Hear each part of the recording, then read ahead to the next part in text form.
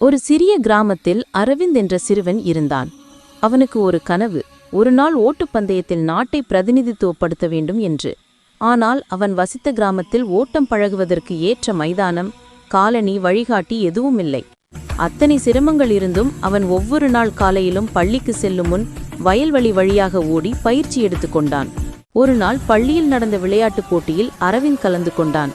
ஆனால் மழை பெய்ததால் மைதானம் சேரும் தண்ணியுமாக இருந்தது. அதனால் அவன் பலமுறை வழுக்கி விழுந்தான். அவனுடைய நண்பர்கள் சிரித்தனர். அரவிந்த், உனக்கு போட்டியில் வெற்றி கிடைக்காது என்று. அந்த இரவு அவன் வீட்டுக்கு சென்று தன் பழைய காலனியை துவைத்தபோது அவனது தாய் மெதுவாக சொன்னாள், மகனே, தோல்வி வெற்றிக்கான வழி. விழுந்தாலும் எழுந்து நின்றவனே வெற்றி பெறுவான்.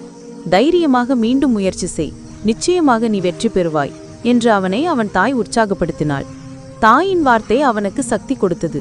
தோல்வி என்பது முடிவு இல்லை, ஒரு தொடக்கம் என்பதை அவன் உணர்ந்தான். அந்த நாள் முதல் அரவிந்த் இன்னும் அதிக உழைப்புடன் பயிற்சி செய்தான். காலை 4 மணிக்கு எழுந்து ஓடுவான். மழை, வெயில், காற்று எதுவாக இருந்தாலும் அவன் தன் கனவை விட்டுவிடவில்லை. கிராம மக்கள் சிலர் அவனை பைத்தியம் என எண்ணினார்கள். ஆனால் அவன் மனதில் ஒரு வலிமை இருந்தது. நான் ஒரு நாள் வெற்றி பெறுவேன். அடுத்த ஆண்டு மாவட்ட அளவிலான ஓட்டப்பந்தயம் அறிவிக்கப்பட்டது. அரவிந்தும் கலந்து கொண்டான். அவனுடன் நகரத்திலிருந்து வந்த பலரும் இருந்தனர். அவர்களுக்கு புதிய ஷூ, பயிற்சியாளர் எல்லாம் இருந்தது.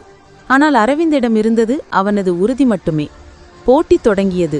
ஆரம்பத்தில் அவன் பின்தங்கினான். ஆனால் கடைசி சுற்றில் தன் மன வலிமையால் அனைவரையும் முந்தி கடந்து இலக்கை எட்டினான். அந்த வெற்றிக்கு பிறகு அரவிந்துக்கு மாநில அணியில் இடம் கிடைத்தது. பல வருட உழைப்புக்கு பின் அவன் தேசிய மட்டத்தில் தங்கப்பதக்கம் வென்றான்.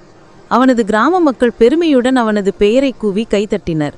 அவன் மேடையில் நின்று கூறினான், நான் சாதித்தது உழைப்பால். கனவு இருந்தால் வெற்றி கிடைக்காது, ஆனால் அதை நம்பி போராடினால் மட்டுமே வெற்றி கிடைக்கும்.